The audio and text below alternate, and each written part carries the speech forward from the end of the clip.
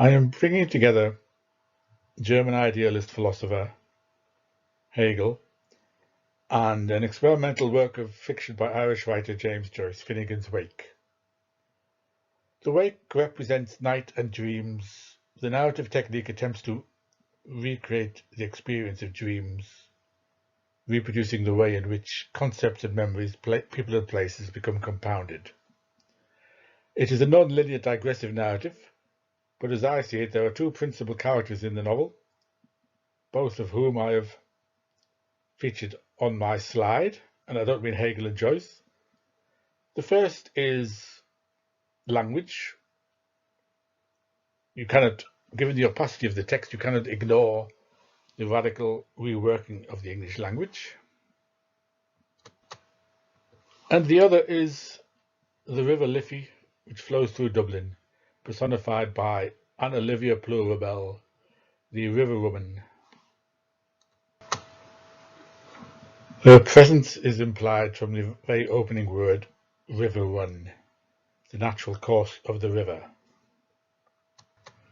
But I take it to suggest erinnern, German for recollect, to recollect, and Erinnerung, recollection.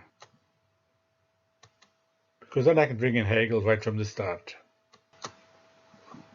Erinnerung is crucial throughout Hegel's thought.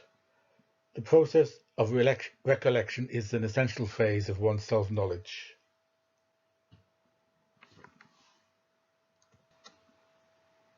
The phenomenology of spirit is the doctrine of appearances, of shapes of consciousness, Geister.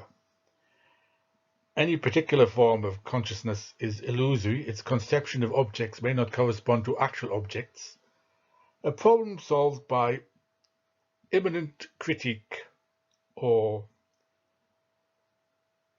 the intrinsic defects of each shape of consciousness being transformed into a different form of consciousness, beginning with the most basic, which is sense certainty, a direct apprehension of objects, and ending with absolute knowing.